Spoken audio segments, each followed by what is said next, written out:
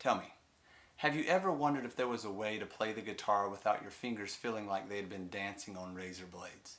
Now obviously as soon as you start to play, it's going to hurt, and the more you play, the easier it gets. But wouldn't it be nice if playing right now, your fingers didn't have to hurt as bad as they do? Well, I've got good news for you.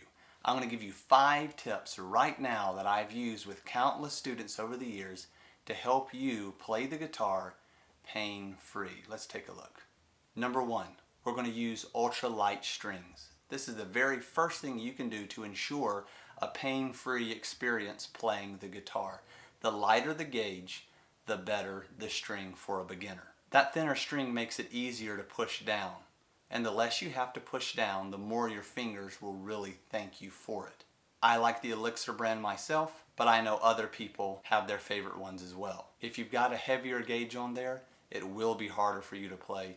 You will have some finger pain, especially starting out. So let's switch those out for some lighter strings. Okay, the second thing we're going to do is we're going to look at the action level of our strings on our guitar. Now what do I mean by that? This is what I mean.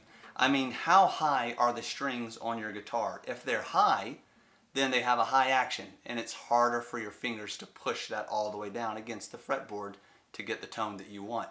If they're too low, you'll get a buzzing sound. So what we want to do is we want to have a good balance. With the truss rod, we want the neck of the guitar angled just right, and we want the bridge set up good, and we want the nut up here set up good. So that way it's close to the fretboard, but it's not too high off of that. Now, you can take it to your local guitar store and they can adjust it for you, or you can watch some videos and you can try to do it yourself. But what we don't want is we don't want that really high action. Some people like a high action if they're big into just strumming, but if you like to finger pick, or if you're starting off, you want a guitar that has a lower action to it.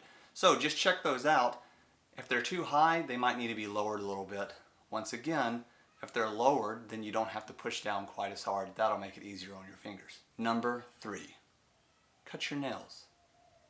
Yes, cut your nails. I feel like this is a no-brainer that we often overlook until it's too late. You sit down to play and you can't just push all the way down the strings, or you're getting buzzing because your fingers are hitting the fretboard. It's very important that you cut the nails evenly on your fret hand. So the hand that you would be playing, fretting the chords with, you want those nails cut. Number 4, let's work on our calluses even while we're not playing the guitar. This is a great habit to get into while learning the guitar, to actually develop your calluses without playing the guitar. What you would do is you would take a guitar pick and press it against the tips of your fingers. This will get them used to that sharp pressure that a string would do. You can also use your thumbnail if you want. I got into the habit of doing this back in school. I would take a guitar pick with me and I would push on my fingers. This really helped me develop my calluses very, very quickly. Before I knew it, I had zero discomfort playing difficult chords, which was a huge relief. The last thing we're going to see, and this is extremely important, is that we need to get our fingers over the guitar strings.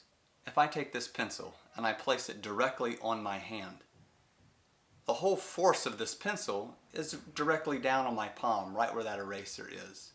That's basically what we want to do with the guitar string.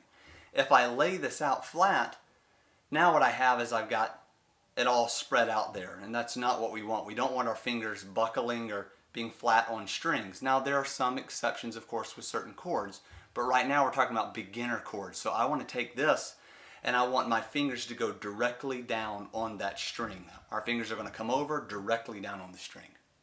And when you look at that here, you can see if my fingers here, if I'm coming across flat and I'm getting some buzzing sound, I'm not coming directly down on the string with my G chord here. Or if I make a D chord, okay? If I'm coming directly down, see how my knuckles are coming over and then directly down on the string. I don't want that. I don't want it to buckle. I want my knuckles to come over. Sometimes with that, you have to drop that wrist and get those fingers out over the strings so that way they can come directly down. We want our fingers coming down on the strings. If my fingers are flattened out, then I really have to push down hard to get any type of good sound out of there, especially when I'm first beginning. I can help myself out a lot by pulling that hand over, dropping that wrist, especially with the G chord is a really, really big one. Dropping that wrist, getting my palm up, and allowing those fingers to really come directly down on the strings. You want to have a clear tone. It's totally fine if my fingers are touching or anything like that. I just want a nice, clean, crisp tone whenever I strum the guitar. And there you have it. Just a couple of tips to help you play the guitar pain-free. I hope you enjoyed the video as much as I enjoyed making it. If you did, please hit like and subscribe. I would really appreciate that. I will have more content coming soon. Thank you guys for checking it out. I'll talk to you later.